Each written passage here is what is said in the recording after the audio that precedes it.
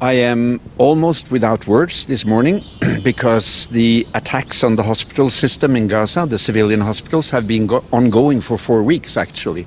And it's becoming more and more dramatic and more brutal by the Israeli occupation forces.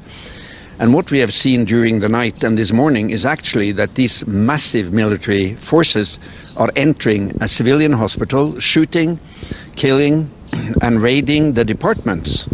I have been in contact with my colleagues in the hospital, and they are telling horrible stories about the conditions for the patients, for the staff, and for the many refugees in the hospital. I think I would say that if I should choose today between being in hell and being in Shifa, I would choose hell.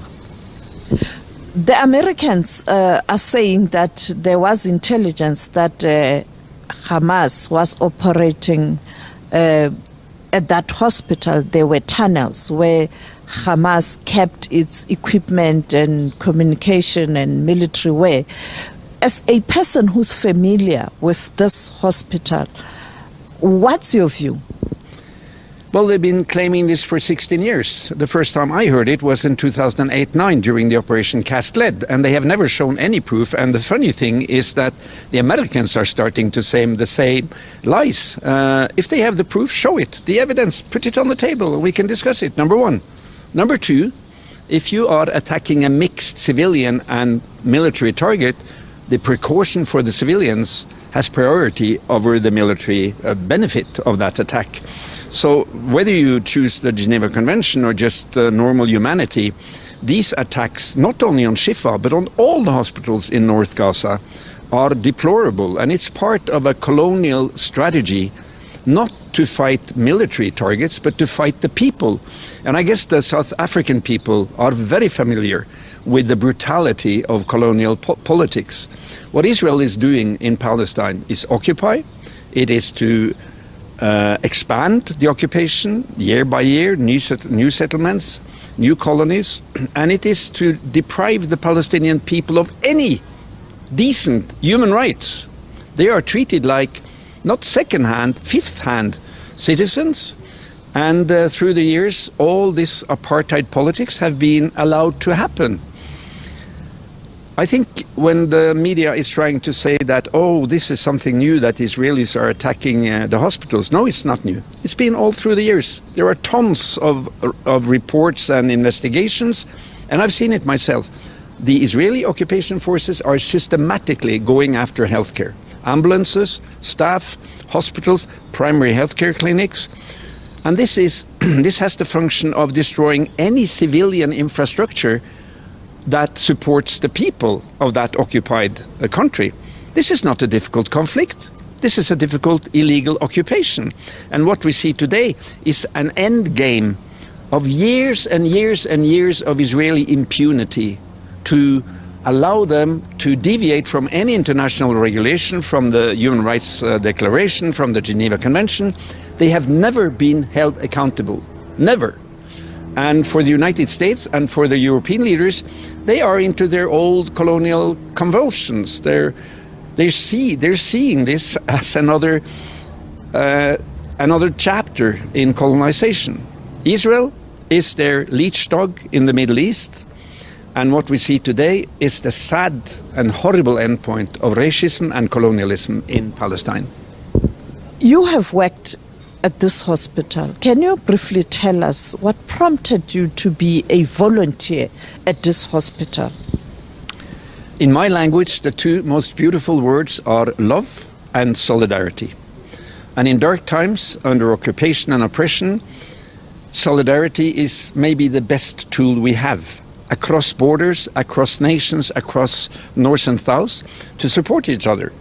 When I became a medical doctor, I asked myself, how can I be of use? And I thought medical solidarity is a useful tool.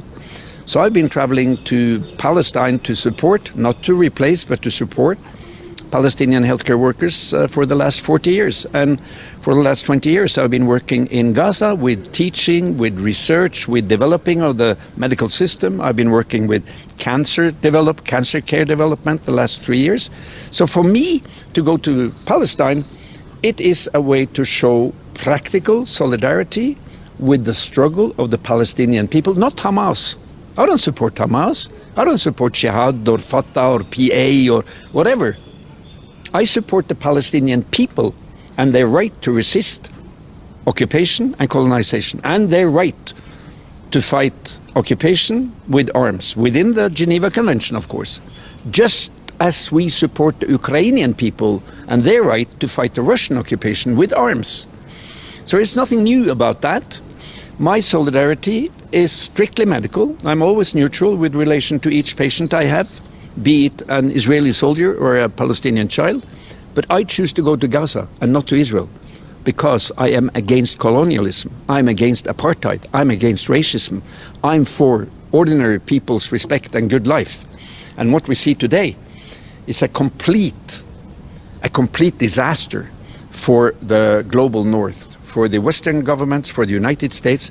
They have lost all their connection to humanity and to respect for human lives. That's what we see today in Gaza. You are at the border with your team. Even though you took a detour to come to South Africa, you are waiting to go to Gaza. What are you going to do? It looks like to access the area is not possible at this moment. No, that's right. And Israel imposed, Gaza has been under Israeli siege for 16 years. And that has drained the society. Unemployment rates are extremely high. The poverty is extremely high. But the last 4 to 5 weeks, they have completely sealed off Gaza. No water, no food, no fuel, no medicine, and no relief. So we are many professionals waiting to go into Gaza.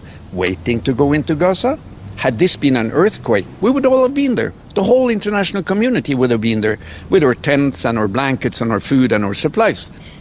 Why is it that the good people, the 2.2 million good Palestinians in Gaza, are denied the right to get international access, to get international support like other decent people? Well, there is one answer to that. The Israeli occupation forces, the Israeli colonial settler project, and the politics of elimination. They are going to eliminate the Palestinian people, and we have been waiting for 4 weeks. We will still be waiting because we want to go in and stand shoulder to shoulder with our brothers and sisters in Gaza, because in the dark times, what you need most of all is warm hearts and solidarity, which speaks for itself. Your message to the international community, including South Africa, particularly countries such as the United States of America. You have to choose side. You have to decide in these dark weeks which side you are on in history. Are you on the side of death, occupation, and colonialism? Or are you on the side of freedom, justice, and equality between people? If you choose that side, it's time to get up. It's time to be an active solidarity voice. No voice is too weak. No poem is too insignificant. No demonstration is too small. We all need now to stand with the Palestinian people. And to the leaders of the United States, Mr. Biden and Mr. Blinken, and the state leaders in Europe, I ask you, when are you going to stop this massacre of the Palestinian people? When are you going to abide to international law and behave like humans? Until you do that, nobody will respect you.